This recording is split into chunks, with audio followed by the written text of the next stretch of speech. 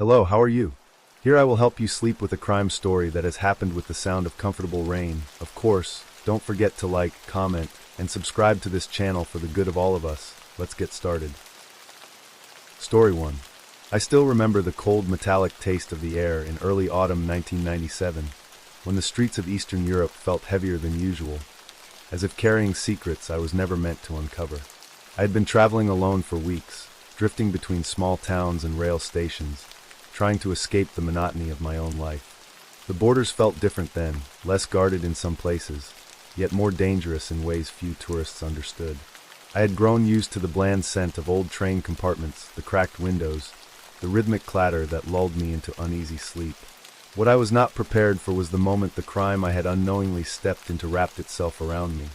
The incident began when I checked into a small, poorly lit hostel somewhere between Prague and Bratislava. The building had once been a factory dormitory, long before the collapse of certain regimes left it abandoned and repurposed for cheap lodging. I chose the place because it was inexpensive and because the owner barely asked any questions. I had no idea the room I was assigned would place me only a wall away from a criminal operation large enough to swallow me whole. That night, as I lay on the stiff mattress, the scent of mold drifting through the cracks around the window frame, I heard faint, rhythmic thuds coming from the adjacent room. At first it sounded like machinery, perhaps pipes expanding in the cold, but the pattern continued long after midnight, too deliberate to be natural. I tried to ignore it, telling myself fatigue was distorting reality. But the air felt charged, restless, as if something large and unseen was shifting behind the thin walls. When the noises finally stopped near dawn, I fell asleep without realizing that the quiet had come not from the end of activity, but from the end of someone's life. Morning brought a strange unease that clung to me like frost. The hallways were silent, the kind of silence that came not from tranquility but from tension. The owner avoided my eyes when I returned the key to ask about breakfast. Something in me whispered that I should leave, but curiosity kept me there longer than wisdom allowed. I stepped outside for air, walking along the narrow street that curved behind the hostel. A set of tire tracks dug fresh into the mud, leading toward a forest path marked by nothing but a leaning wooden sign eaten by time. I followed them out of instinct, not reason. The trees enclosed me quickly, their trunks standing like rigid sentries. I had only walked a few minutes before I found what the vehicle had left behind. Scraps of cloth half buried in the soil, and a smear of something dark across a fallen branch.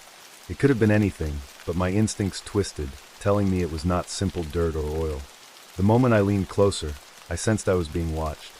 Not by animals, not by wanderers, but by something calculated and human. A prickling sensation traced the back of my neck, and I stepped away, returning to the hostel with my heart thudding in a rhythm that would follow me for years. When I re-entered the building, the corridor where my room stood was blocked by a metal cart, something I had not seen the night before. A faint, sharp smell lingered around it, something like chemical cleaner mixed with something metallic. That afternoon, a group of unfamiliar men arrived. They carried no luggage, and their eyes scanned each corner of the lobby with the alertness of people who had learned to trust nothing. Their presence tightened the air until breathing felt like an effort. I went back to my room, locked the door, and sat on the bed knowing with growing certainty that I was trapped inside the wrong place at the wrong time. It was later that evening when everything unraveled. I heard heavy footsteps shuffling down the corridor, followed by the faint scrape of something being dragged. The floorboards creaked under weight that did not belong to suitcases or furniture. I pressed myself against the door, listening to the muffled thrum that bled through the wall, the same wall that had carried those sinister thuds the night before. A chilling realization hit me. Someone had been harmed only a few meters from where I slept. I should have escaped then, but the window was barred and the hallway was filled with movement. Instead, I crouched beside the bed, the dim light painting long shadows across the peeling wallpaper. The sounds intensified, doors opening, hushed shuffling, the thump of something hitting wood. A wave of adrenaline surged through me when something hit the wall so hard that dust drifted from the ceiling.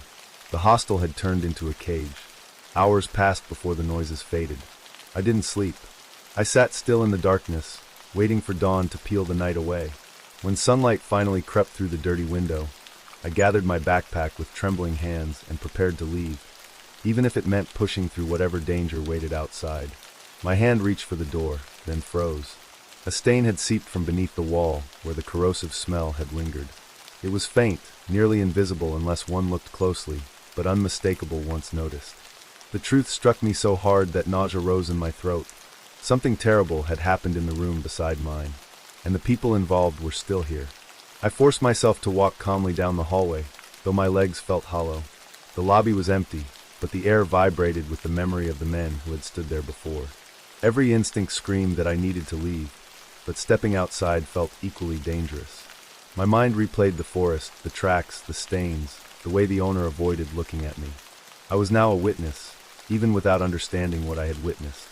I walked toward the exit with measured steps, trying not to appear in a rush. Before I reached the door, I noticed an open utility closet near the staircase. Something pale protruded from behind a bucket.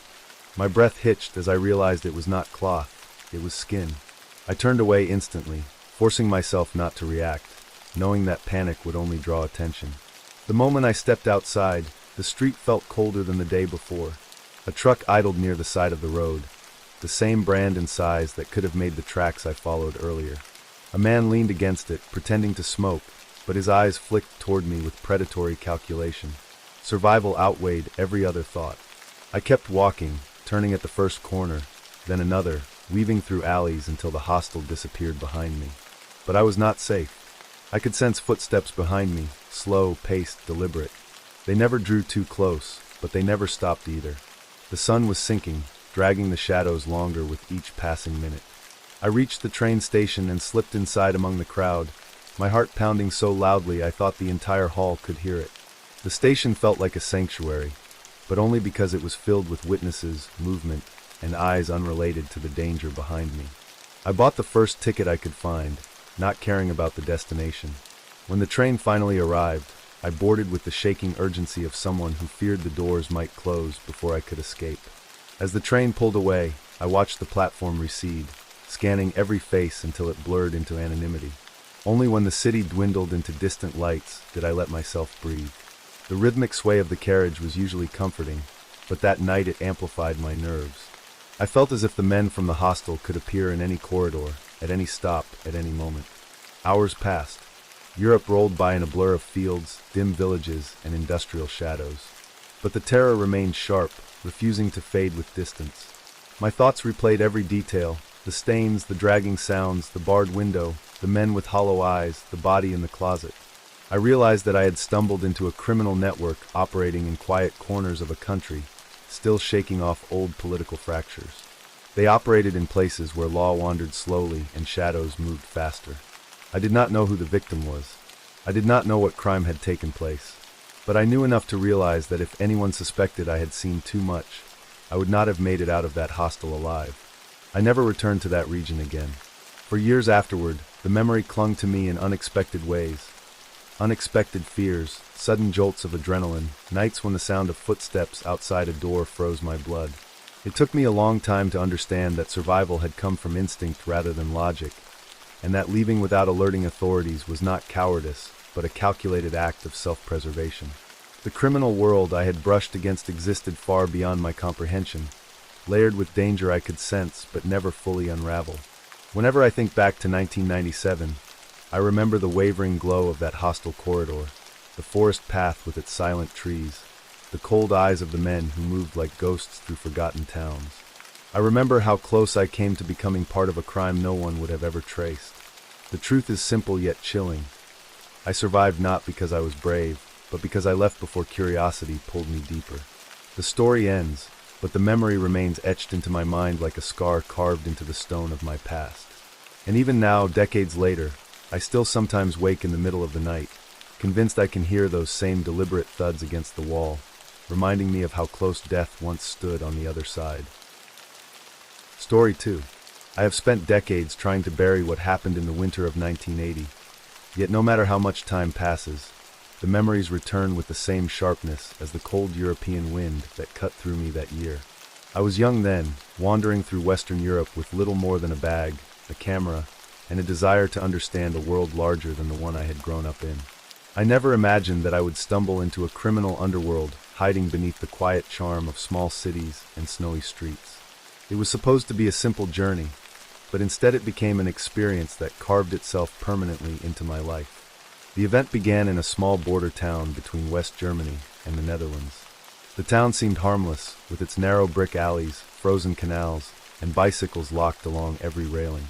I stayed in an old boarding house run by a family who kept mostly to themselves. The building had warped wooden floors, drafty windows, and the heavy scent of aging plaster. I chose it because it was cheap, and because the owner barely glanced at me. It felt like a place where I could disappear for a few nights and rest. But from the first evening, something felt wrong. The walls were thin enough for me to hear movements from the hallway. Slow, measured footsteps that repeated in intervals too steady to be casual. I tried to blame it on the creaking nature of old houses in winter, but the pattern continued long after midnight. The more I listened, the more I realized those steps did not belong to a restless guest. They belonged to someone keeping watch, someone waiting. I forced myself to sleep, unaware that by the following morning I would be pulled into a crime larger and darker than anything I had ever imagined. When the sun rose, the town appeared peaceful, as if the night had never happened. Snow fell in soft layers across the rooftops, and the air smelled of chimney smoke. I left the boarding house early and wandered toward the outskirts, exploring quiet streets lined with shuttered shops. A sense of calm followed me until I reached a narrow alley behind the main market square. Something on the ground caught my eye. Deep footprints leading behind an abandoned warehouse, far larger than what an ordinary man would make. Next to them was a long drag mark etched into the snow, as though something heavy had been pulled across the ground. I felt an instinctive alarm, but I followed the trail anyway, drawn by a mix of curiosity and dread. It led me to a rear door cracked open, just enough to reveal darkness inside. Cold air drifted from it, carrying a metallic odor that tightened my stomach. I did not step in, but I stood close enough to see something faintly glimmering on the cement floor. It was a smear, a dark streak that had frozen into the concrete. Before I could process what I was seeing, a sound echoed from deeper inside the warehouse, a low scrape of something moving. That was enough to break the spell. I backed away slowly, then turned and walked back toward the main street, trying to calm the rapid beat of my heart. I told myself it could have been anything, that I was imagining the worst. But when I returned to the boarding house, the same footsteps from the night before echoed above me. Only now they were accompanied by the thud of something being carried, placed, and shifted. The air felt tense, as though the building itself was holding its breath. It was then I realized I was not simply observing something suspicious. I was staying in the same building as those involved. That night, the atmosphere inside the boarding house grew heavier with each passing hour. The family who ran the place avoided the common areas, and the lights in the hallway flickered as if warning me that something was unraveling behind the walls. I remained in my room, sitting in the dim glow of a bedside lamp, listening as faint noises leaked through the ceiling. At some point after midnight, the creaking footsteps returned. But this time, they did not simply pass by. They stopped directly outside my door.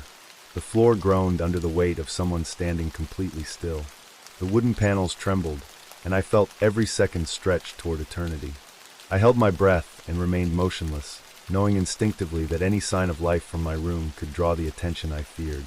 After what felt like an hour, the footsteps moved on, slow and deliberate, fading into the distance. I barely slept. My mind replayed the warehouse, the drag marks, the frozen stain, the heavy thuds inside this building. By dawn, I had made up my mind. I needed to leave before I became entangled in something I could not escape. I packed my belongings quietly, making sure not to disturb the creaking floor. But when I opened my door, something stopped me cold. At the far end of the hallway, near the staircase, a small puddle had formed on the wooden boards. The house was old, the pipes unreliable, but this liquid was too dark, too thick. It spread in a shape that looked disturbingly familiar. I stepped back, my pulse racing. Whatever had been happening around me in shadows was no longer hidden. The crime was unfolding within this very building. I descended the staircase with steady, controlled movements, trying not to look shaken. The lobby was empty, the air unnervingly still. I walked toward the entrance, but before I reached the door, the basement door caught my attention. It was slightly ajar. A cold draft seeped from the opening, carrying an unmistakable scent that made my stomach twist. Instinct screamed at me to leave, but a deeper instinct insisted I had to understand what danger I was escaping. I approached the door just enough to see the top of the stairwell. Down below, in the dimness, something heavy lay wrapped in canvas and rope, partially hidden behind wooden crates. A trail of dark stains marked the floor leading toward it. It took me only a second to realize what I was looking at, and another second to recognize the danger of lingering. My entire body tensed as I stepped back, forcing myself to move slowly despite the urge to run. Whoever had placed that object there would not hesitate to remove anyone who discovered it. As I reached the door to the street, I finally understood the footsteps, the dragging sounds, the fear that had clung to the building like frost. I had been sleeping above a crime scene. When I pushed the door open, cold winter air flooded my lungs. A van idled across the street, engine running, windows fogged. A figure sat inside, unmoving, watching the entrance of the boarding house through the windshield. Whether he was connected to what lay in the basement or simply waiting for someone else, I could not tell. But his presence alone confirmed that I was not imagining the danger. I turned right, walking at a steady pace, never looking back, each step echoing with the knowledge that I was now a witness to something I was never supposed to see. The further I walked from the boarding house, the more the streets seemed to observe me. Every window felt like an eye. Every passerby felt like a threat. The quiet European morning, so charming to others, became a landscape of hidden dangers. I moved through alleyways and narrow paths, avoiding the main roads, until I reached the train station on the edge of town. Inside, warmth and noise enveloped me, commuters rushing, vendors preparing their stalls, the clatter of luggage rolling across the floor. In the crowd, I felt temporarily invisible. I purchased the earliest ticket available, not caring where it would take me. Distance was my only goal. When the train platforms opened, I boarded quickly and found a seat near the rear. Outside the window, the snow continued to fall, softening the edges of the world, as if trying to hide the violence buried beneath it. But even as the train began to move, I could not shake the fear that someone had followed me. At each stop, I scanned the platform, searching for signs of the man from the van or anyone with the same cold, calculating stillness I had sensed days earlier. My mind refused to let me rest, replaying everything in a loop. The drag marks in the snow, the warehouse door, the stains on the hallway floor, the heavy bundle in the basement. I tried to reason with myself, telling my thoughts to quiet, but survival instinct is louder than logic. It whispered that the people behind those crimes operated in darkness and silence, in places where questions disappeared and fear kept outsiders compliant. When I finally crossed into another country, I felt a weight lift from my chest, though not enough to erase the unease. I spent the next days in larger cities, blending into crowds, always alert, always watching for shadows that lingered too close. But no matter how many borders I crossed, the memory of that winter town followed me like a long, cold shadow. I never reported what I saw. Part of me still wonders whether I should have.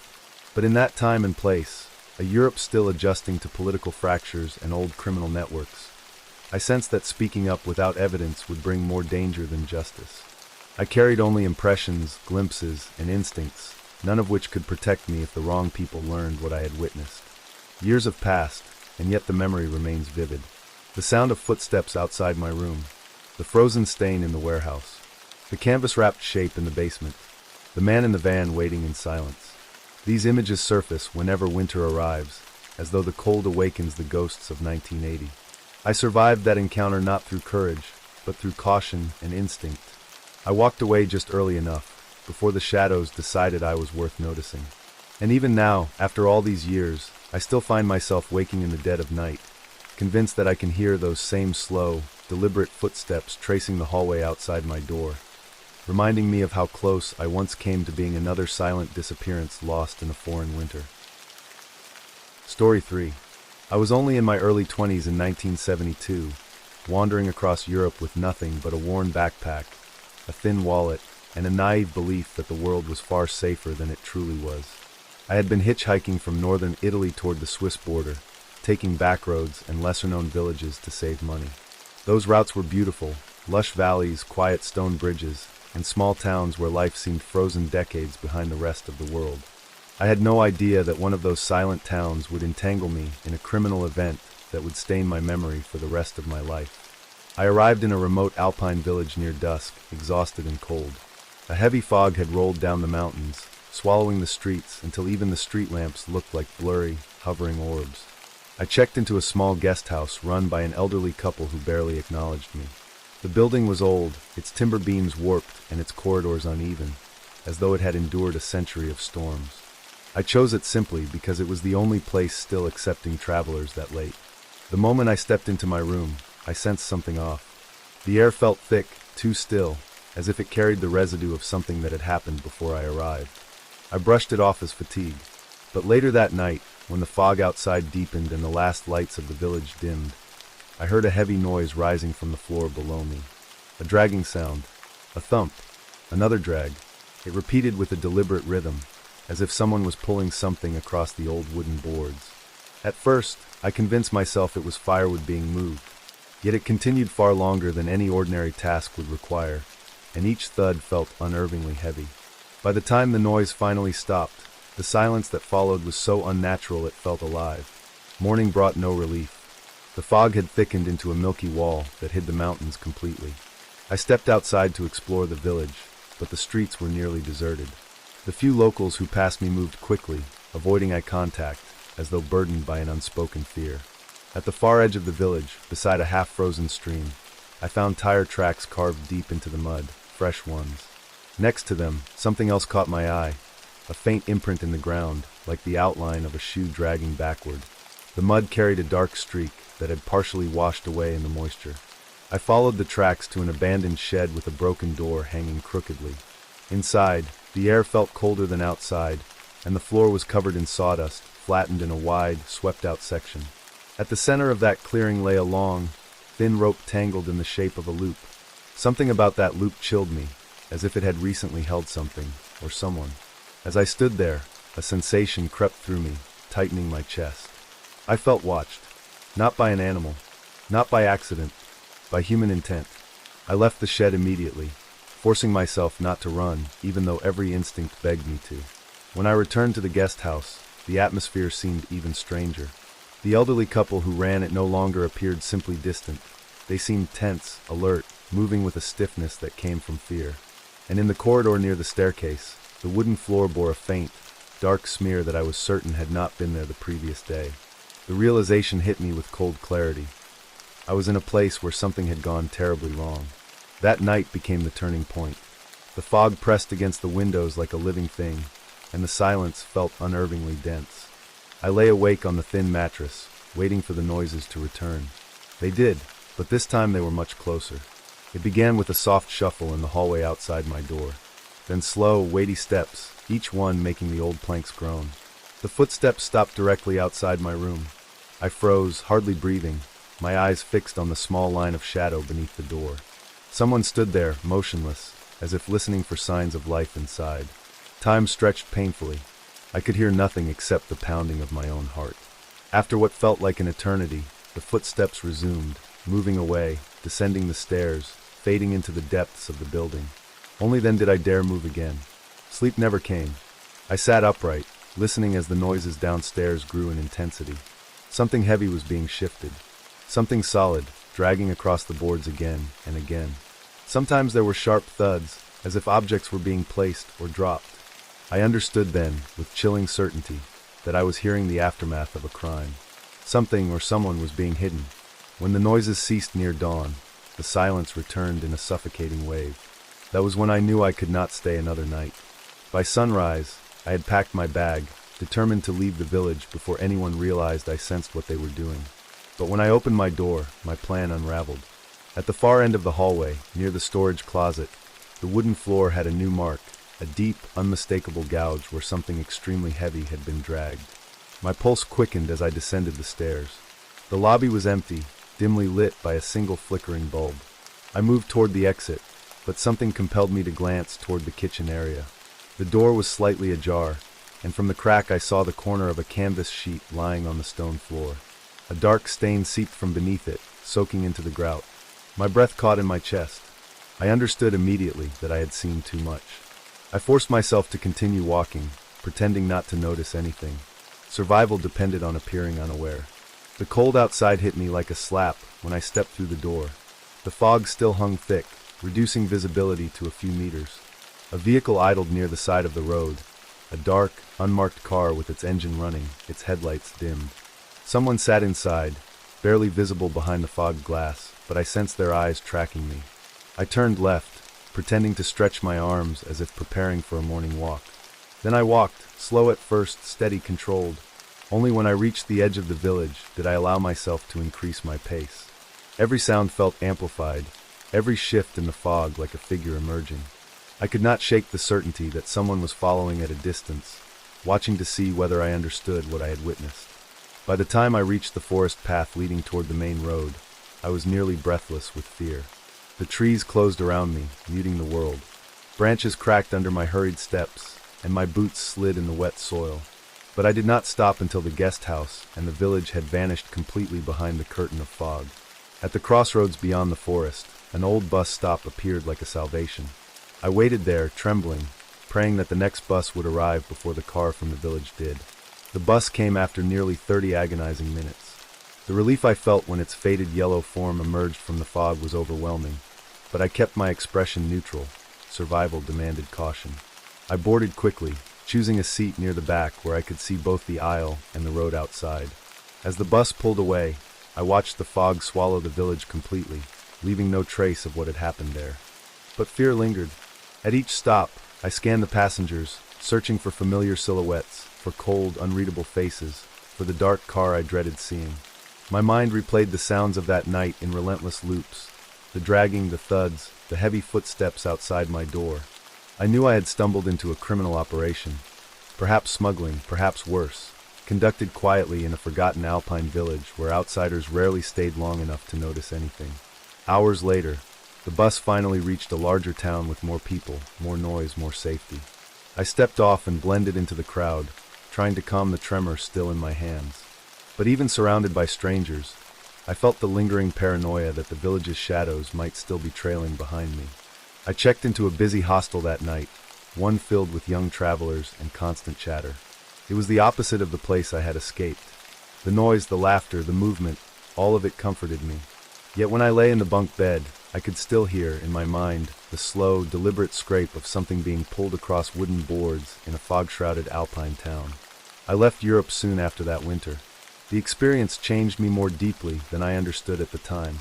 It taught me that some places, no matter how beautiful or quiet, hide secrets born from desperation, greed, or cruelty. The village I stumbled into was one of those places. I never learned the exact nature of the crime I witnessed, nor the identity of the people involved. But I knew enough to realize that staying even a day longer could have cost me my life. When I look back on 1972, the memories return with a haunting clarity. The dense fog, the cold wooden floor beneath my feet, the shape beneath the canvas sheet, the sense of being watched by unseen eyes. Sometimes, on cold nights, I wake abruptly, convinced I hear the same dragging sound echoing through the darkness, reminding me of how close I once came to vanishing into the unspoken history of a quiet European village. The incident remains one of the most chilling moments of my life, a brush with a criminal world I never sought, never understood, and never fully escaped from in memory. And though decades have passed since that winter, I still find myself glancing over my shoulder whenever fog thickens around me, as if expecting the shadows of 1972 to step forward once again. Story 4.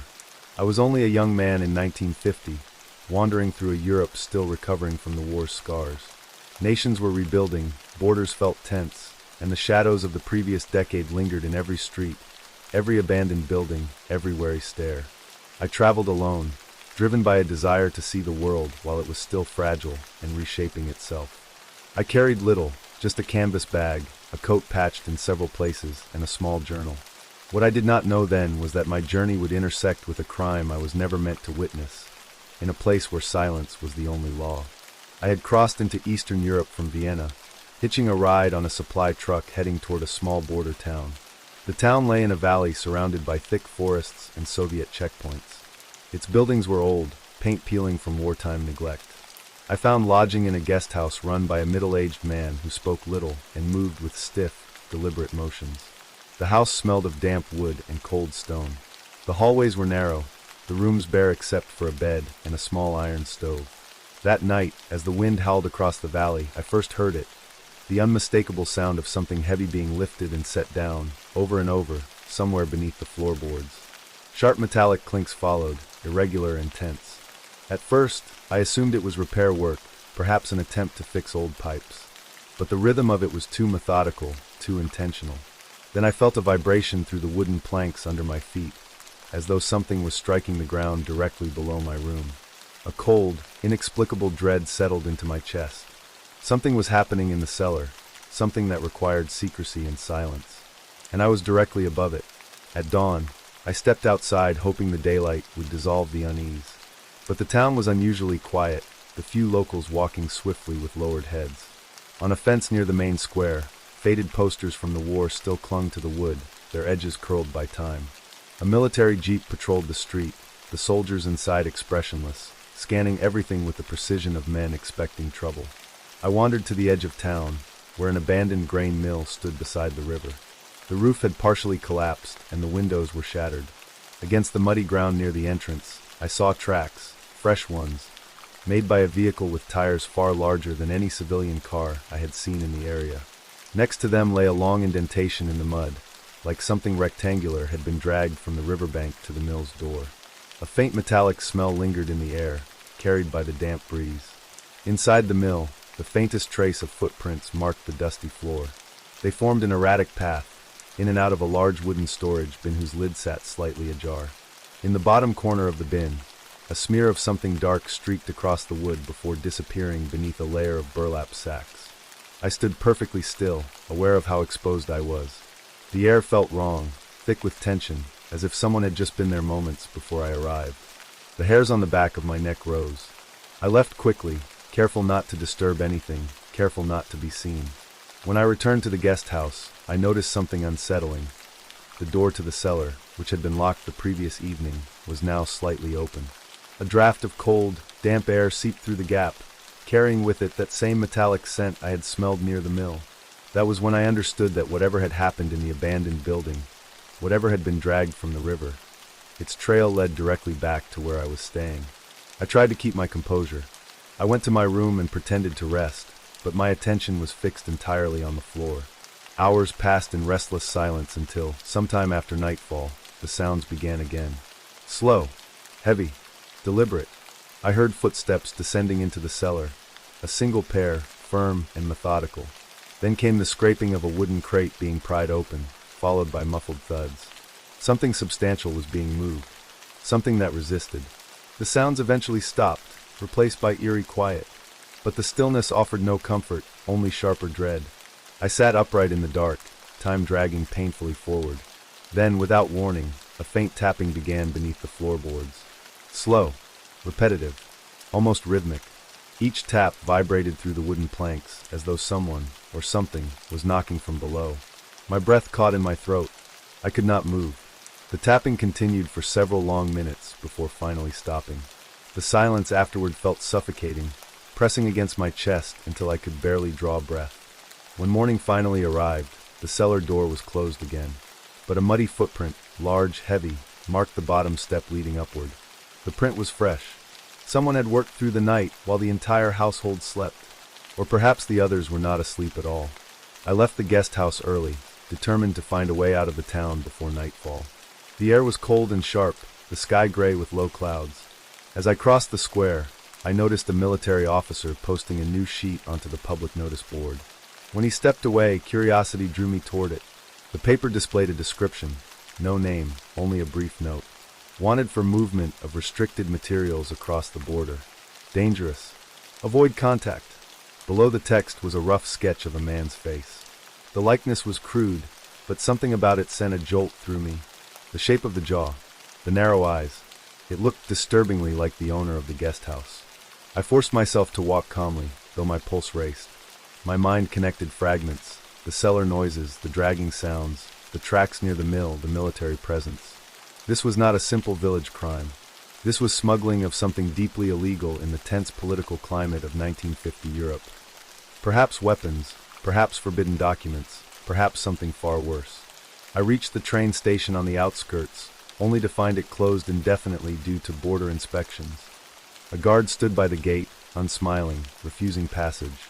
My only remaining option was the forest road, leading toward another town several kilometers away. As I turned toward the path, I noticed a black truck parked near a row of sheds. Its rear doors were open, revealing stacked crates marked with faded military symbols. A worker closed the doors hurriedly when he saw me glance toward them. Something about the scene felt aligned with everything else. Something connected all these scattered pieces. and I was standing dangerously close to the heart of it. I chose the forest road despite the cold. The trees were tall and skeletal, their branches bare and brittle from winter. The path was narrow, muddy, and silent except for the occasional rustle of wind through dead leaves. I walked for nearly an hour before my fear finally began to ease. Distance felt like safety, but then, far behind me, I heard the low rumble of an engine. I turned just enough to glimpse a vehicle approaching, a dark truck, the same color and shape as the one I'd seen by the sheds. It moved slowly, too slowly for ordinary travel. As it neared, I stepped off the path and into the trees, masking myself behind the thickest trunk I could find. The truck rolled past, but something inside me twisted when I saw the driver. Even at a distance, I recognized the shape of his shoulders, the way he hunched slightly over the wheel. It was the owner of the guest house. His eyes scanned the forest as he drove, as if looking for someone. Looking for me. I stayed pressed against the tree until the engine noise faded completely into silence. Then I continued down the road, faster now, no longer caring about the mud splashing my clothes or the branches scraping my coat. Every instinct screamed that I was no longer just a bystander. I was a loose end. And people like him did not allow loose ends to walk freely. When I finally reached the next town, exhaustion nearly overwhelmed me. My clothes were soaked, my hands numb, and my legs trembling from the relentless pace. I located a small, crowded inn where the noise and movement made me feel less exposed. I paid for a room in cash, avoiding attention, and locked myself inside. Only then did I allow myself to think clearly. I pieced together what I had witnessed. The dragging sounds in the cellar, the crates, the abandoned mill, the military notices, the strange footprints. It all pointed to a ring operating in secrecy, smuggling wartime contraband or stolen military supplies across unstable borders. And the man who ran the guest house was part of it, using travelers like me as camouflage or perhaps as cover. If I had stayed one more night or shown even the slightest sign of suspicion, I might never have left that cellar alive. I remained in that room until nightfall, barely moving, listening for any sign of pursuit. Every creak of the building, every footstep in the hallway sent a spike of fear through me. I slept only in brief bursts, always waking with the image of the cellar in my mind. The tapping from below, the heavy crates, the dragging noises that would haunt me for years. The next morning, I left quietly and boarded the first bus heading west, determined to put as much distance as possible between myself and that cursed valley. I never returned to that region. I never reported what I saw, not out of cowardice, but because I understood the danger of interfering in post-war European criminal networks. Corruption ran deep. Borders were unstable. Whispers of wartime relics, black market weapons, and missing individuals were common. No one trusted outsiders, and accusations could vanish as quickly as the people who made them. But the memories stayed. Even now, decades later, I remember the cold wooden boards beneath my feet as the cellar noises echoed upward. I remember the smell of the mill, the footprints in the dust, the large indentation in the mud where something had been dragged. I remember the face on the wanted poster and the truck that slowed as it scanned the forest. Sometimes, on nights when sleep refuses to come, I hear again the faint tapping from beneath the floorboards, a sound that has followed me across time like a ghost. A reminder of the thin line between survival and disappearance in the shadows of a Europe still healing from war. That winter of 1950 taught me a truth I have never forgotten. The remnants of conflict do not always fade when the war ends. Sometimes they hide in basements, in abandoned buildings, in the quiet movements of men who learn to live in secrecy. And sometimes, by wandering at the wrong time, a stranger like me becomes the witness to a crime meant to remain forever buried beneath the cold soil of a forgotten valley. Story 5. The year 1991 has stayed carved into my memory like a scar that never fades, a cold reminder of a single incident that rewired the way I saw people, trust, and even the quiet streets of Europe I once admired. I had been traveling across several countries for work, moving between research assignments and small documentation projects. Most of my time was spent alone, wandering unfamiliar cities with only a notebook in my coat pocket and a camera slung over my shoulder. That November, I found myself in the outskirts of Prague, staying in a modest rental room above a small bakery whose air always smelled of warm rye bread and burnt sugar. The city had a muted chill that clung to every stone wall and every narrow alleyway. The evening I arrived, fog drifted between the lampposts and turned their lights into blurred orbs. I had always been comfortable alone, and I believed unfamiliar places merely demanded awareness rather than fear. That belief was about to be crushed. My assignment involved tracing old post-war migration routes, which required me to visit locations scattered far from the city center, places that most locals barely acknowledged. One such location lay beside an abandoned freight station on the far eastern side of the city. When I first visited the area, something about the silence unsettled me. The old brick structures around the station were covered in peeling paint, locked windows, and rusted metal doors that appeared untouched for years. Weeds had consumed the tracks as if nature was slowly swallowing the entire place. I walked with deliberate steps, my boots cracking against the debris scattered across the platform. A gentle breeze brushed past, carrying the faint smell of machine oil and damp timber. At the time, nothing seemed out of the ordinary beyond the natural eeriness of abandonment. But a feeling began to grow, something faint, like a weight pressing down on my shoulders. It was the sense of being watched. At first, I brushed it off as paranoia born from isolation. I had spent weeks alone, after all. But the sensation followed me through the station yard, growing heavier the deeper I went. Shadows stretched unnaturally long behind old storage sheds, and stray sounds, soft shuffling, the tumble of a pebble, the whisper of metal, pricked at my nerves. I forced myself to focus on photographing the location. My hands trembled slightly, but I convinced myself the cold was to blame. When I finished, I took the path leading back toward the main road. Halfway through, I noticed footprints along the dirt, fresh ones, moving in the exact same direction I had walked earlier. Strangely, they overlapped with my own at certain points, as if someone had been following silently behind me but paused whenever I stopped. The realization tightened something deep inside my chest. I inspected the area around me. The fog was heavier now, and visibility sharpened and softened unpredictably, revealing shapes only to swallow them again. I returned to my rented room feeling fragile, replaying every step I had taken at the station. The bakery downstairs was already closed, and the only sound in the building was the hum of an old radiator. I unpacked my equipment, set the photographs aside, and tried to distract myself by writing field notes. But my mind kept circling back to the footprints. At some point past midnight, I finally lay down exhausted. I woke up hours later to the distinct realization that something had been inside my room. My suitcase had shifted slightly from where I left it. Papers I had stacked neatly were now slightly misaligned, as if touched by uncertain fingers. Nothing had been taken, but the implication was far worse. I searched the room inch by inch, opening the closet, checking under the bed, scanning the window latch. Everything appeared normal. Yet I could not shake the unmistakable truth that someone had entered quietly, moved with intention, and left without leaving a trace. The next morning, I returned to the freight station, not out of courage but necessity. My assignment required thorough documentation. The fear followed me like a shadow. The air that day felt unnaturally still. Even the birds avoided the area, leaving only the distant hum of the city to remind me I wasn't completely cut off from civilization. As I approached the decaying main building, I noticed the side door that had been sealed shut earlier was now slightly ajar. A sliver of darkness leaked through the opening. My heartbeat thumped with uneasy rhythm, but I forced myself inside. Dust coated the floor in a thick layer, except in one place. A set of footprints, large, heavy, leading deeper into the hall. I followed them cautiously. They ended at a metal staircase descending into the underground storage tunnels of the station. I knew the tunnels had been used decades ago to transfer goods discreetly. The entrance yawned before me like a mouth waiting to swallow anything foolish enough to approach. Against every instinct screaming for self-preservation, I stepped down. The air below was colder and carried a dampness that smelled of rust and old stone. My flashlight cut through the darkness, illuminating old crates, damaged equipment, and walls stained by time. I walked slowly, one step at a time, until I saw it. An improvised sleeping area built behind a stack of crates.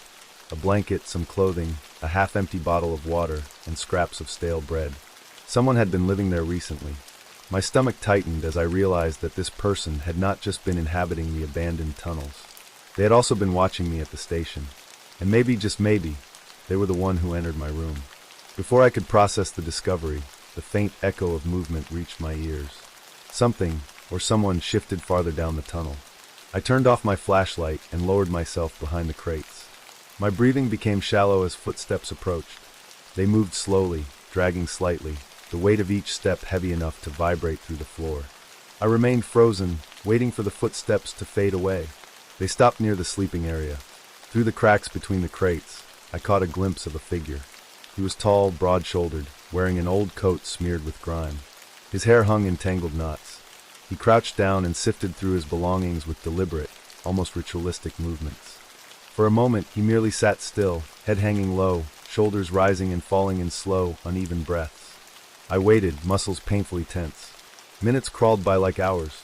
When the figure finally moved deeper into the tunnel, I seized the chance to retreat. I crept back up the stairs, making sure each step was silent. Once outside the building, I didn't stop walking until I reached the main road. I didn't even look behind me. Fear controlled every movement of my body. For the rest of the day, I remained inside my rented room, listening for footsteps in the corridor or the sound of someone trying the door handle. Every noise from the street below twisted into something sinister. The sensation of being observed persisted like a cold hand pressed against my back. I knew I had stumbled into something more dangerous than a vagrant seeking shelter.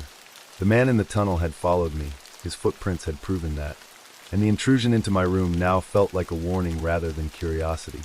That night, fatigue overcame fear, and I eventually fell asleep. But I awoke again, suddenly, to the distant sound of someone moving in the hallway. Slow, measured steps. The kind of steps taken by someone who knows exactly where they are going. I remained still, listening as the footsteps stopped right outside my room. The floorboards creaked under shifting weight.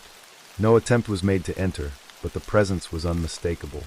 It lingered there, just beyond the thin wooden door, until the building's silence became unbearable.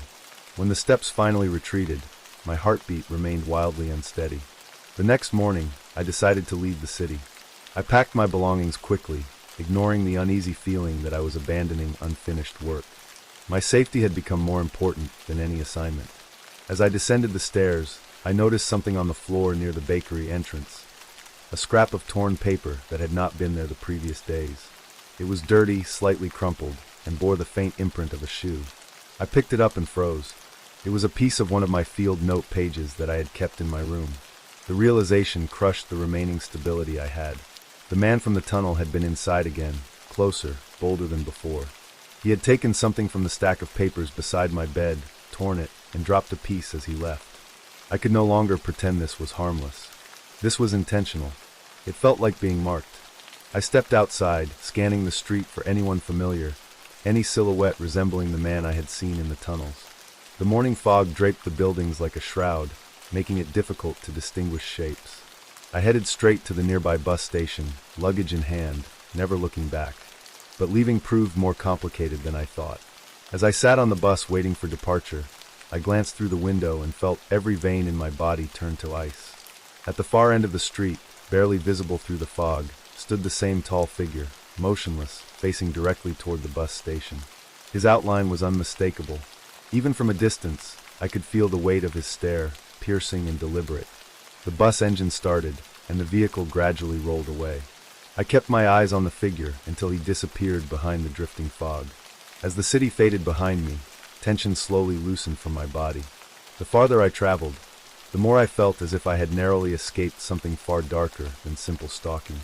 The man's behavior was erratic but purposeful. His presence never felt random. There was intent. Yet to this day, I cannot assign a clear motive to his actions. I spent the following weeks moving frequently between hotels and other cities across Europe, afraid to remain in one place for too long. Sleep came rarely. Every time I closed my eyes, I saw the dim tunnels, the sleeping area behind the crates, the towering silhouette standing silently in the fog. Even in safe places, I kept the lights on through the night. Months later, after returning home, I reviewed my photographs from that assignment. Among the images of empty buildings and rusted platforms, I found something that made my skin crawl. In one of the photographs, taken near the station's western wall, there was a faint shape at the edge of the frame. It was blurry, distorted by distance and fog, but undoubtedly the same figure. He had been there from the beginning. I realized then that his presence was not triggered by coincidence or curiosity. He had been following my movements from the moment I stepped foot in that abandoned station. The footprints, the intrusion into my room, the silent monitoring, they were not random acts. They were stages of a pattern I had unknowingly walked into. The attacks never came. No physical harm ever occurred. Yet the psychological impact has remained with me for decades, more visceral than any injury could have been. Even now, after many years, the memory creeps into my thoughts unexpectedly. Certain sounds, like the distant shuffling of feet or the creak of old staircases, bring back the image of that underground tunnel. I often wonder if the man had been living there long before I arrived, surviving in the shadows, watching anyone who wandered too close. Perhaps others before me experienced the same quiet pursuit and escaped without ever speaking of it. I also wonder whether he meant to harm me, or if I simply crossed paths with someone who existed outside the boundaries of normal behavior, driven by impulses I could never understand. The uncertainty is what haunts me most. Motive is something I never discovered. All I have are memories, the silent footsteps behind me on the dirt path, the rearranged belongings in my room, the dark outline in the fog. Time has softened many details of my life, but this incident from 1991 remains painfully sharp, a permanent reminder of how helpless a person can feel under the watch of someone who never reveals their intentions. I survived not because I outsmarted danger, but because I left before the danger fully unfolded. Whenever I travel now, I remain acutely aware of my surroundings. I trust fewer places, fewer people, fewer coincidences. And though decades have passed, a part of me never truly left that station in Prague, the cold ground, the heavy silence, and the unseen eyes tracking my every movement. It remains the most terrifying and deeply personal criminal encounter of my life, one that taught me fear is not always loud. Sometimes it is silent, patient, and standing just far enough away that you almost convince yourself it isn't real, until it is far too late. Story 6. The year 1999 was supposed to mark a quiet turning point in my life, a time to distance myself from the turbulence of the previous decade. Europe felt like a place suspended between eras, carrying remnants of its past while preparing to enter a new millennium. I had taken a short-term research job that required me to document the social landscape of several small towns spread across Central Europe. It was the kind of work that kept me wandering with a camera, a notebook, and just enough money to stay in simple, aging boarding houses. In early October, I arrived in a rural border town that looked frozen in time. The houses were old and colorless, the streets uneven, and the locals moved with the reserved quietness of people who preferred not to be noticed. The air held the faint smell of wood smoke as autumn tightened its grip. My room was in a family run and near the outskirts, close to a stretch of forest I later learned had a long-standing reputation, though no one spoke openly about it. I dismissed the strange atmosphere, assuming I was simply tired from travel. My assignment brought me to an abandoned factory on the far edge of the town, a structure that had once produced mechanical parts for trains before shutting down in the early 80s. Its windows were shattered, its walls coated in graffiti, and its interior smelled of dust, oil, and wet metal. I explored it methodically, photographing the remnants of old machinery and the sunlit corridors choked with fallen debris. It was not until my second visit that I sensed something was wrong. Every sound reverberated too clearly, my footsteps, my breathing, the shifting of gravel beneath my boots. It felt as if the building itself was listening. There were footprints in the dirt that hadn't been there the day before, large enough to belong to a tall man, moving in indirect paths as though pacing or circling. At first, I assumed they belonged to local teenagers sneaking inside, but the irregular spacing suggested someone moving slowly, almost deliberately. That subtle unease settled into my bones, though I forced myself to continue my work. Unfinished assignments always gnawed at me more than fear ever could. The first real sign that something was wrong came at the end of that same day. As I left the factory grounds, I noticed a faint metallic rattle echoing behind me. When I turned, there was nothing, only the skeletal outline of the building, its broken windows staring like empty sockets. I attempted to convince myself that the noise came from settling debris or the wind brushing against rusted metal sheets. But a part of me knew better.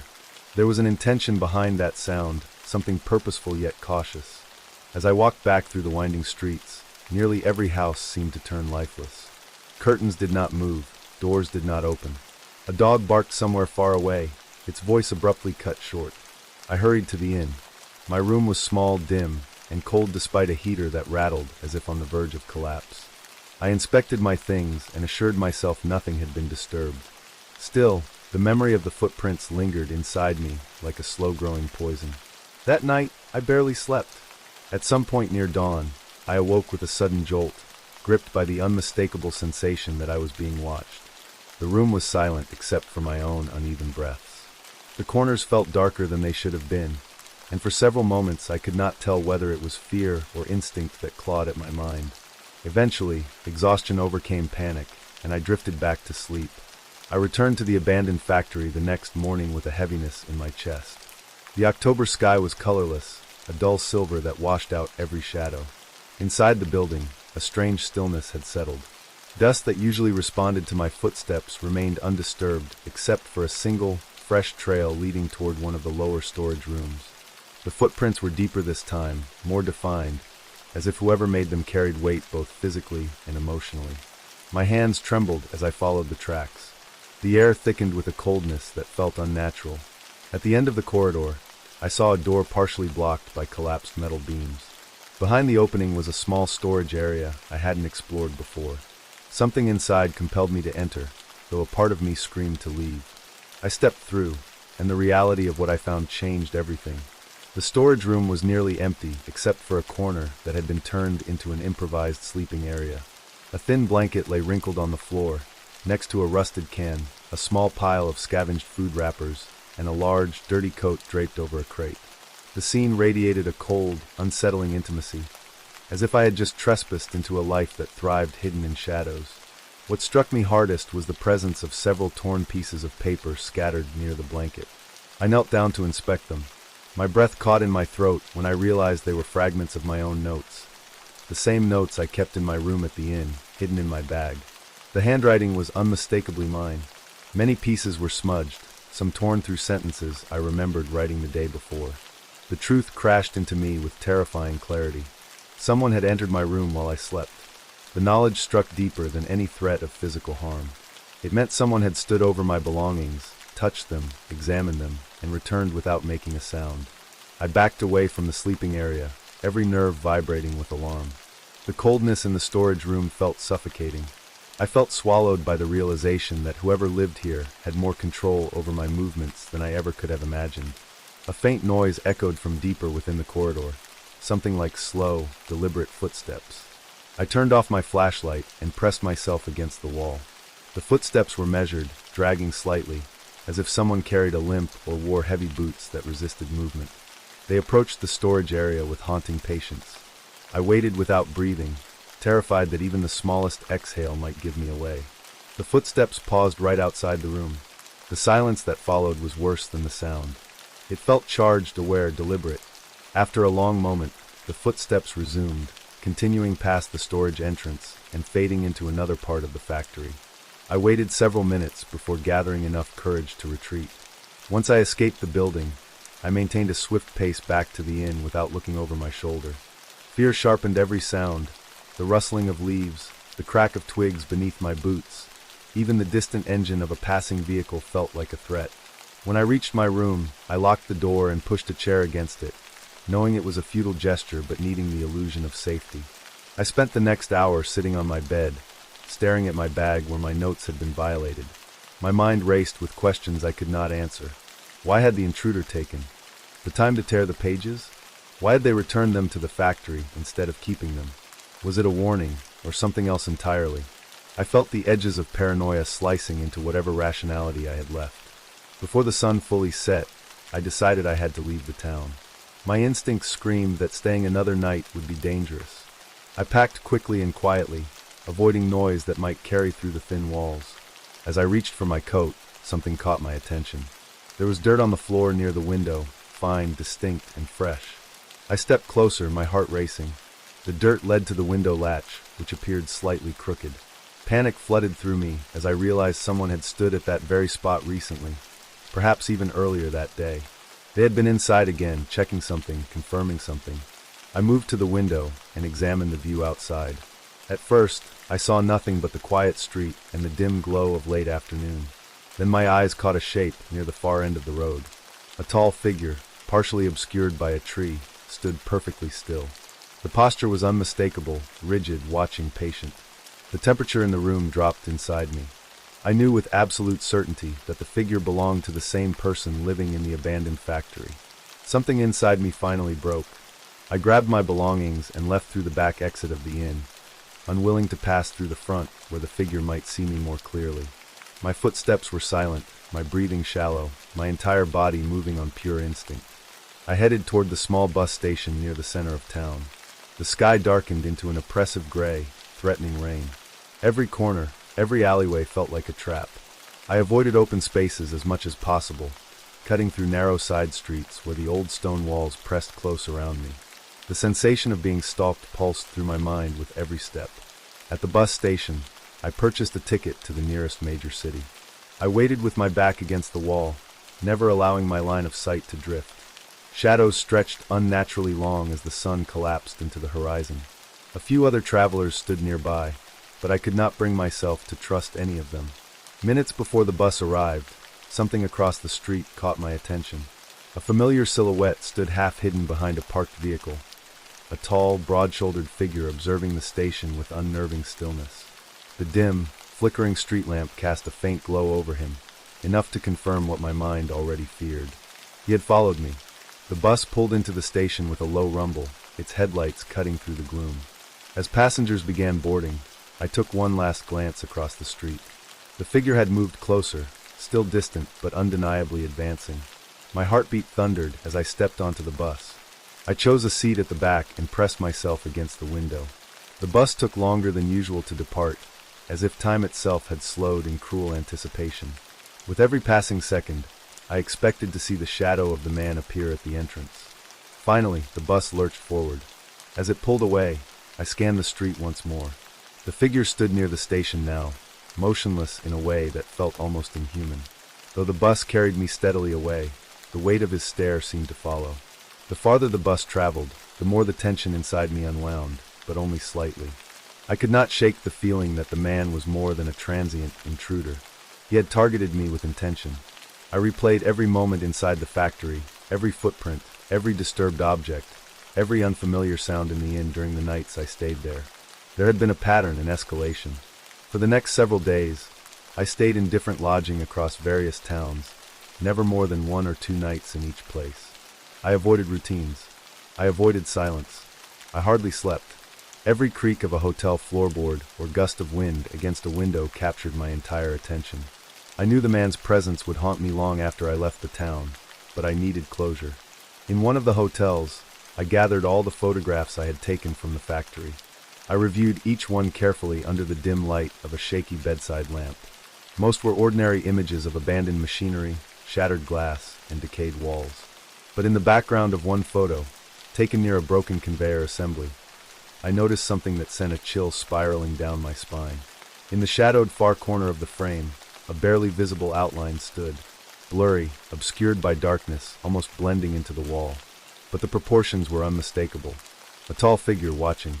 He had been there during my first visit, silently observing from the shadows. He had chosen me long before I realized it. The discovery left me sleepless for the remainder of the night. The next morning, I made arrangements to return home. My work remained incomplete, but finishing it no longer mattered. Survival and sanity took precedence. I boarded a train that carried me hundreds of kilometers away from everything connected to that town. Even now, decades later, the events of 1999 linger in my thoughts like a dark imprint that refuses to fade. Sometimes, when I walk alone through quiet streets or pass by abandoned structures, the old sensation returns. A faint pressure at the back of my mind, a whisper of the same silent presence I felt inside that factory. I often wonder who the man was, why he lived in those decaying hallways, and what drew him to intrude upon my life with such calculated precision. I never uncovered his identity. I never returned to that region. Occasionally, I search archives or local reports from that era, but nothing matches the specifics of what I experienced. Perhaps he was never documented. Perhaps he existed in the margins, unseen and unnoticed by everyone except those unlucky enough to cross his path. What stays with me most is not the fear of violence, but the profound vulnerability of being studied by someone who reveals nothing of themselves. The man had no face in my memory, only a silhouette, a set of footsteps, a shadow that appeared too close and too often. He lived outside the rhythm of ordinary life, beyond reason, beyond understanding. I escaped, but the memory did not. The thought that he may have continued to inhabit those halls, searching for new footsteps to follow, sometimes returns to me late at night. It is a reminder that danger does not always announce itself. Sometimes it watches quietly from the corners of forgotten places, waiting for a moment when the world looks away. The experience reshaped my instincts, sharpened my caution, and carved a permanent mark on how I move through life. It taught me that the most terrifying crimes are not always violent.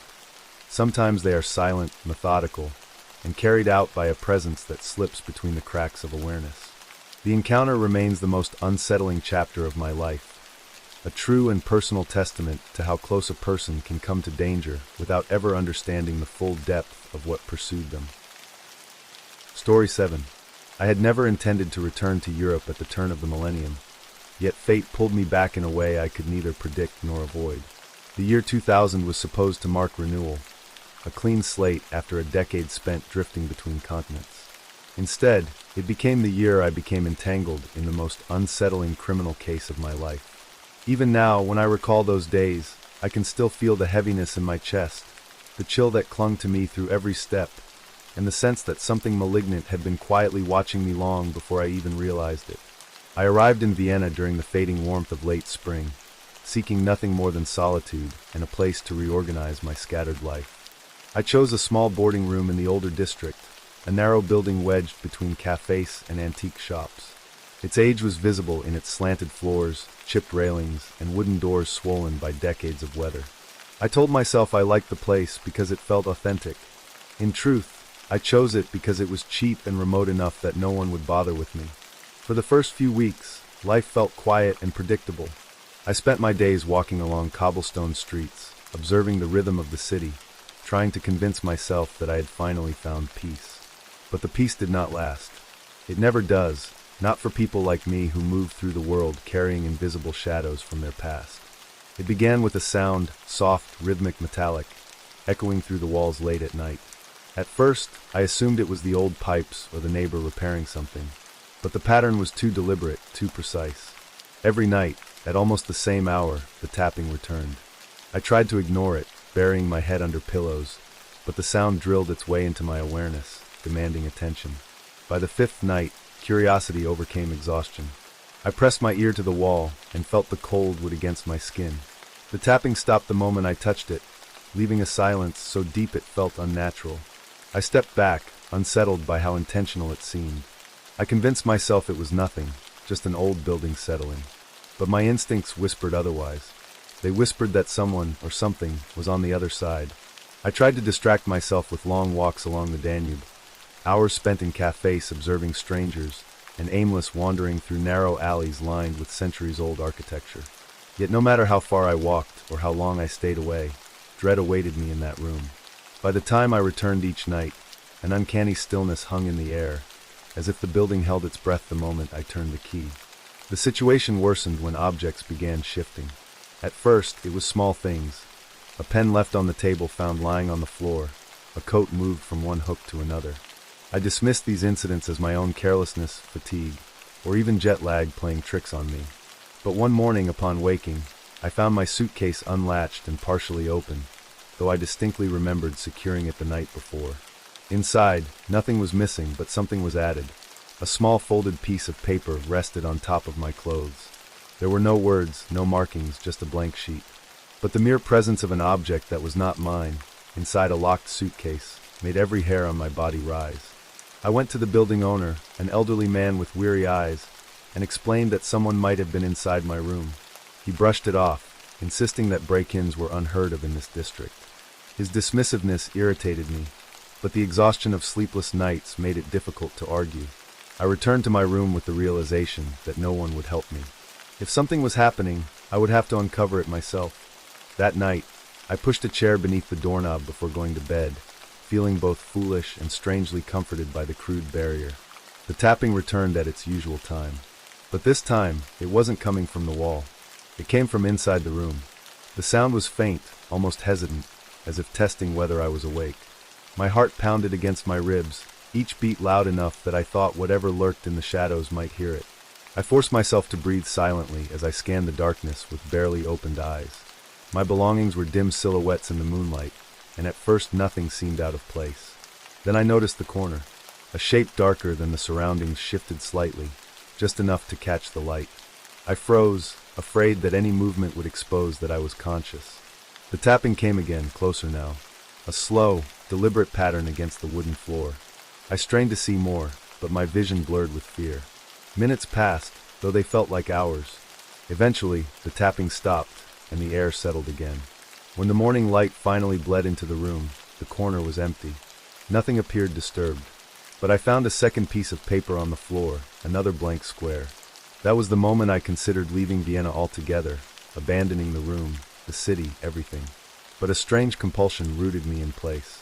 I needed answers, and a part of me, some deep, irrational part, felt that leaving would only cause whatever shadow hovered over me to follow.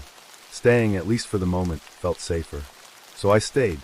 I began monitoring my surroundings more carefully. I noted every object's position before sleeping, checked every lock multiple times, and kept the chair wedged beneath the doorknob each night. But the activity only grew bolder. Scratches appeared along the window frame. The faint smell of soil filled the room one morning. A small indentation appeared on the pillow beside mine, as though someone had sat there watching me sleep.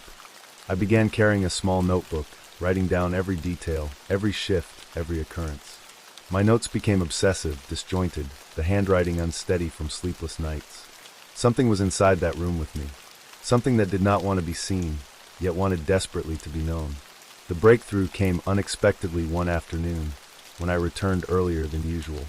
As I stepped into the hall, a sliver of light peeked from beneath my door. I had left the lamp off. My pulse quickened as I approached. The doorknob was warm. I pushed the door open slowly. The room was empty, or so it seemed. But the window was half open, curtains swaying in a breeze that carried the scent of damp earth. On the table lay a third piece of paper, unfolded but still blank. This time, something about its edges looked smudged, as though dirty fingers had held it. I moved cautiously, surveying every corner. My breaths were shallow, my senses sharpened to a painful degree. When I approached the window, I noticed the scratch marks more clearly.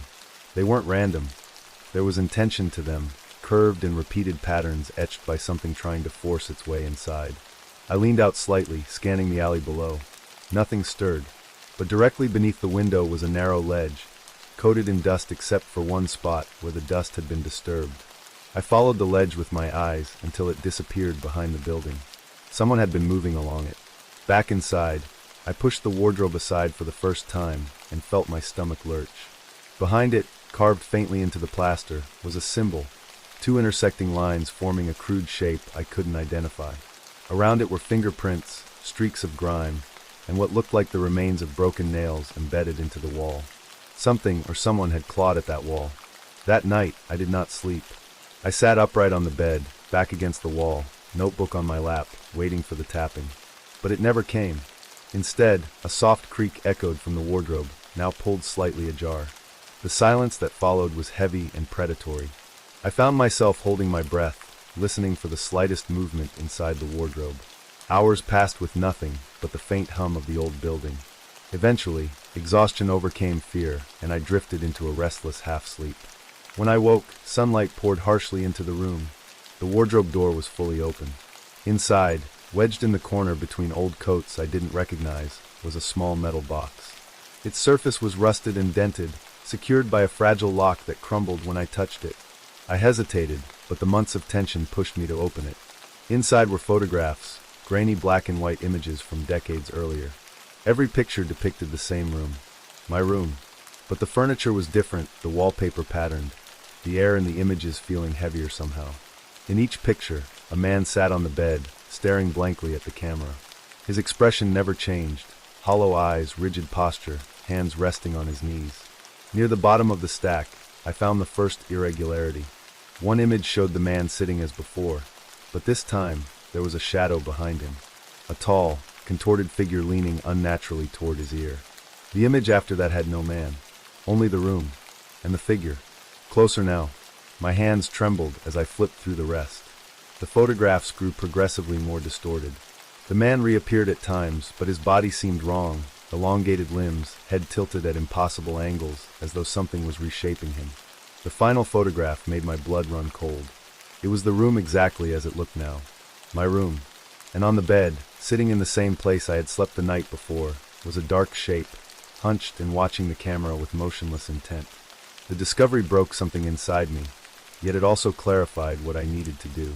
Whatever presence haunted that room had been there long before I arrived. I had stumbled into its territory, its domain, its history of quiet torment.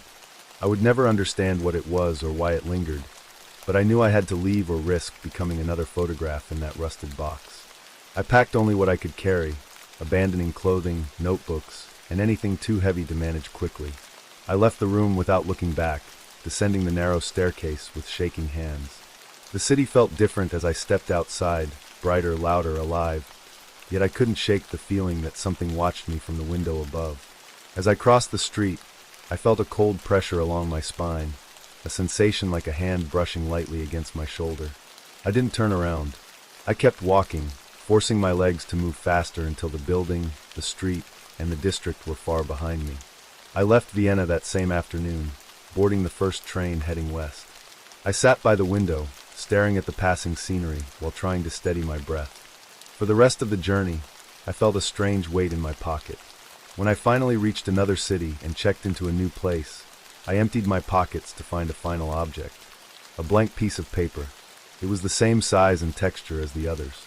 Only this time, faintly pressed into its surface, barely visible unless held to the light, was an imprint resembling the crude symbol carved behind the wardrobe.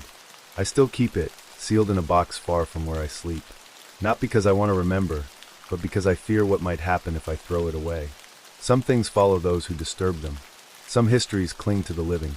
And some crimes never make it to police reports, never reach the ears of investigators, because the perpetrators are not bound by the laws of men.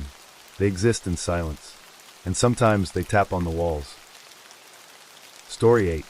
I did not expect the year 2002 to be the one that forced me to confront the darkest corners of human cruelty.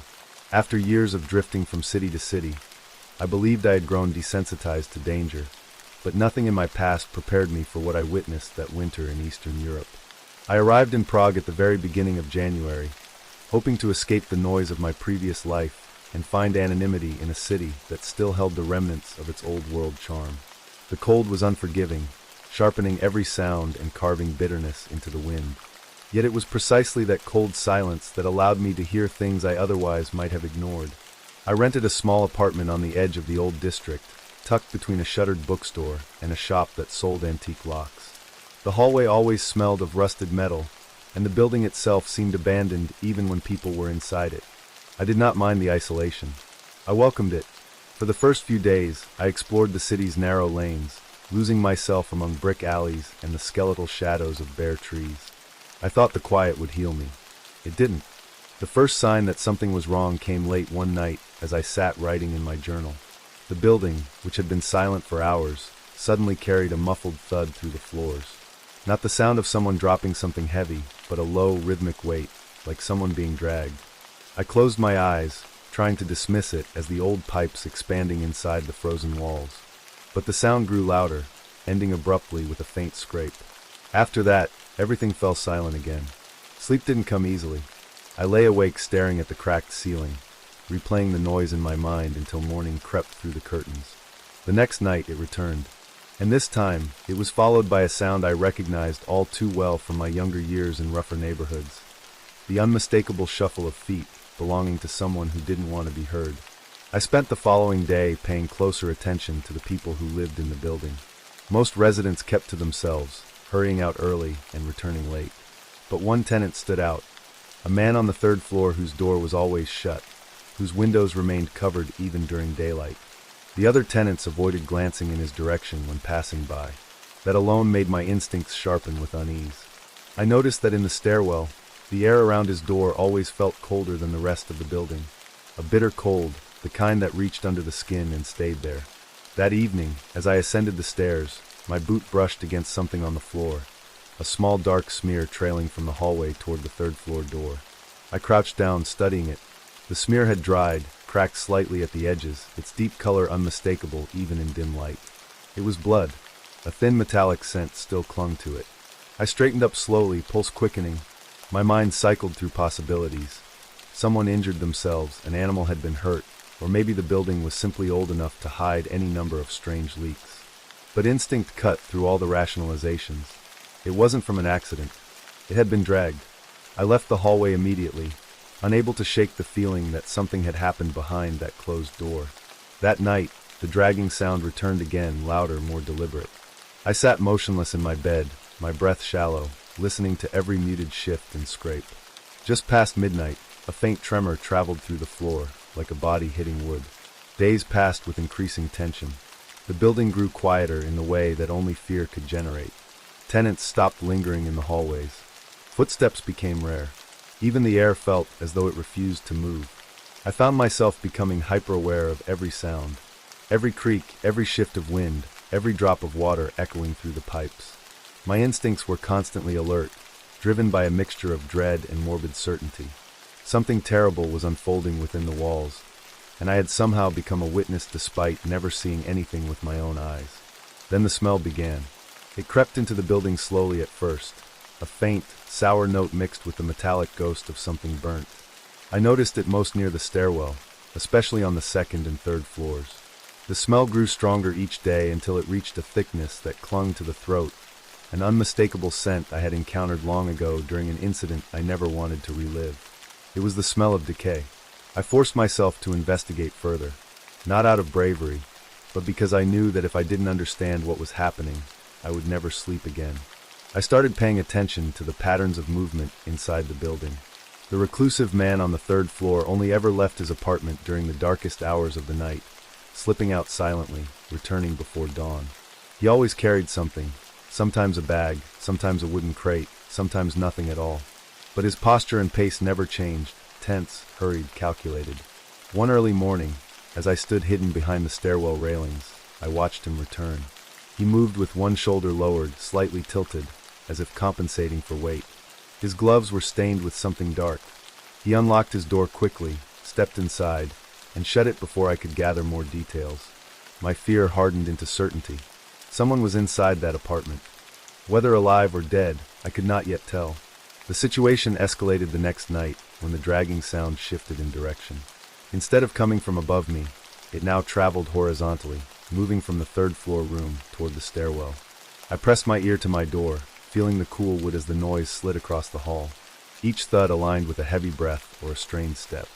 Then silence, followed by something worse. The sound of something being lifted. I held my breath until my chest ached. After several minutes, a faint metallic clatter echoed from below, from what I assumed was the building's storage cellar, a place no tenant ever visited. The air in the hallway felt stretched, tight, suffocating with tension. I needed answers. My anxiety had grown into a physical weight. The next morning, hours before sunrise, I ventured toward the cellar. Its heavy steel door was slightly ajar, something I had never seen before. A cold draft escaped from below. I stepped inside cautiously, my boots echoing against the worn concrete. The cellar smelled of dust, dampness, and something darker, something foul that mixed with the stale air. As I looked deeper into the space, I noticed scratch marks on the concrete floor. Parallel lines, erratic but purposeful, leading toward the far corner. I followed the marks with hesitant steps until I reached a wooden crate lying open. Inside it, stained cloths were folded neatly, almost ritualistically. Every cloth carried dark patches. Blood. I backed away slowly, heart pounding, ready to leave the cellar immediately. But then I noticed something behind the boiler unit, a small object reflecting the dim light. I approached cautiously and found a torn piece of fabric. When I picked it up, my fingers froze. It was part of a shirt sleeve, a woman's shirt sleeve. I left the cellar trembling, my mind spiraling into a storm of speculation and dread. The world outside looked normal. People walking to work, trams rattling along the tracks, tourists gathering near the bridges, but I knew better. Behind the facade of normalcy, something monstrous was occurring within my own building. For the next several nights, sleep became impossible. I spent my time listening, observing, documenting. Each sound became a clue. Each shift in the hallway became a threat. I felt my sanity stretching thin, yet I could not leave. I was bound to the truth forming in front of me, compelled to understand it fully. One night, while sitting near my door with every light off, I heard footsteps descend the third-floor stairs. Slow, unsteady, different from the reclusive man's usual hurried pace. These footsteps were heavy, dragging one after the other as though the person was injured or weak. I leaned forward and peeked through the peephole. The hallway was dimly lit by a flickering bulb. A figure appeared, slender, barefoot, limping. My breath caught in my chest. The figure moved closer, and as it passed beneath the light, I saw the bruises covering the exposed legs. I saw the dried blood on the arms. I saw the missing sleeve. It was the woman. Her face was turned away, but her movements were frantic, desperate. She clutched her abdomen as she staggered toward the exit. But then she collapsed. I watched as her body crumpled silently to the floor. Panic surged through me. I wanted to open the door, to help her, to scream for someone, but something stopped me. Not fear for myself, but fear that the man upstairs was still watching. A shadow moved behind her moments later. He was there. He stepped toward her slowly, methodically. There was no panic in his posture, no hesitation. He lifted her easily, draping her limp form over his shoulder, and carried her back up the stairs. I stepped away from the peephole, my entire body shaking. I had just witnessed the aftermath of torture. The following hours felt like years. I paced the room aimlessly, unable to settle, unable to think clearly. A crime was unfolding meters from where I slept, one that went beyond anything I had ever encountered. I knew that if I stayed silent, I would be complicit in whatever happened next. Yet every instinct warned me that confronting the man or attempting to intervene directly would end with my body being carried down those same stairs. I waited until the sun rose and the building regained a semblance of normal activity. With trembling hands, I left to search for a police station, hoping to report what I had seen. But fear followed me like a second shadow. I could not risk being seen talking to authorities near the building. I walked nearly an hour before finding a station far enough away. When I stepped inside, the officers looked at me with polite suspicion. I attempted to recount the situation as calmly as possible, describing the sounds, the blood, the woman, the cellar, the dragging. But without names, without concrete evidence, without visible injuries or witnesses, they treated my account as vague, possibly exaggerated, possibly the product of paranoia from an anxious foreigner. They promised to check the address when available, but their tone suggested otherwise. I left the station with a sinking feeling. The burden remained on me. I returned to the apartment with caution, watching every window, listening for every strange sound. When I reached the building, something felt different. The air was colder. The hall felt emptier, and the third-floor door was slightly open. A quiet dread filled me. He had never left it open before. My legs moved before my brain could catch up. I approached the door slowly, guided by a mixture of fear and compulsion. The hallway was silent except for the faint hum of the old electrical wires overhead. When I reached the doorway, I placed my hand against the frame and gave it a gentle push. The door creaked open. The apartment was dark, lit only by a thin sliver of morning light leaking through a half-covered window. The air inside was suffocating, heavy with the smell of decay and damp wood. I took a tentative step inside, eyes adjusting to the gloom. The living room was nearly empty. No furniture except for a single chair placed unnaturally in the center of the room. Ropes lay discarded on the floor beside it. The rope fibers were frayed, stained, still damp. I felt bile rise in my throat as I scanned the room further. Dark stains marked the walls, splatters, smears, streaks that told a story without words. The man was nowhere in sight. Then I saw the table near the window. On top of it lay a small collection of items. A silver hair clip, a broken bracelet, a torn photograph, and a blood-stained piece of cloth matching the woman's torn sleeve. My hands trembled as I realized these were trophies, carefully collected pieces of suffering. But then, beside them, I found something worse. A notebook. Its pages filled with meticulous handwriting, lists of names, dates, and places. Some names had crosses next to them. Others had notes describing physical details. One page held a date circled in red ink. Today's date. Beneath it was a single line. One more. The quiet one on the second floor. My breath froze. It was me. Every muscle in my body tightened as reality crashed into me. I was no longer a witness. I was the next target. Panic urged me to flee immediately, but I forced myself to stay silent, to move carefully. I needed to ensure the man wasn't in the apartment. I listened for movement, anything, even a breath. The silence felt wrong, too intentional, as though the apartment itself was holding still. I backed away slowly, stepping out into the hallway with as little noise as possible. Once outside, I closed the door gently to avoid drawing attention. My pulse throbbed painfully in my ears as I descended the stairs. Each creak felt like an alarm. Each shadow felt alive. When I reached my apartment, I grabbed only the essentials, my passport, my wallet, my coat. I didn't dare stay long enough to take anything else. I could feel the violence in the walls pressing around me, urging me to leave before it was too late. I stepped into the hallway and froze. At the end of the corridor, near the exit door, stood the man. He was watching me. His posture was relaxed, but his eyes were sharp, cold, assessing. His clothes were clean, his face expressionless, but his gloves, those gloves I had seen him wear at night, were still stained faintly dark. He didn't move. Neither did I. A stillness settled between us, heavy with unspoken intent. My mind raced, calculating possible exits, estimating the distance between us, assessing the angle of escape. Time stretched, bending under the weight of the moment. Then a distant noise broke the tension, the sound of a tram rattling outside, passing by the building. The man's eyes shifted slightly. It was all I needed. I bolted. I sprinted down the hallway, refusing to look back. My footsteps echoed through the stairwell, and I skipped the last 3 steps, landing harshly on the ground floor. My lungs burned, but adrenaline pushed my body onward. I shoved the exit door open, the cold winter air hitting me like a shock. I ran into the street, weaving between pedestrians, glancing behind me only once. The man had reached the door of the building, but hadn't stepped outside. He stood there, half hidden in shadow, watching me disappear into the crowd. His stare was unbroken, calm, almost clinical. He wasn't chasing me, not physically, but his look told me everything. He knew I had seen too much, and his hunt didn't require haste. He was patient. I didn't stop running until I reached a crowded tram station. Surrounded by people, I felt a temporary sense of safety. But paranoia clung to me. I boarded the first tram that arrived, regardless of its destination. The tram rattled along the tracks, taking me farther and farther away from the building, from the apartment, from the man. But I couldn't escape the feeling that he had expected me to flee, that he had counted on it. When I finally reached the edge of the city, I disembarked and made my way to a small hostel. I checked in under a false name, avoiding eye contact with anyone. The room was cramped and cold, but it felt safer than anywhere else I had been in weeks. I locked the door, pushed a chair beneath the handle, and sat on the floor with my back against the wall. Only then did the full weight of what had happened settle onto me. I was alive, but someone else, somewhere in that building, might not be.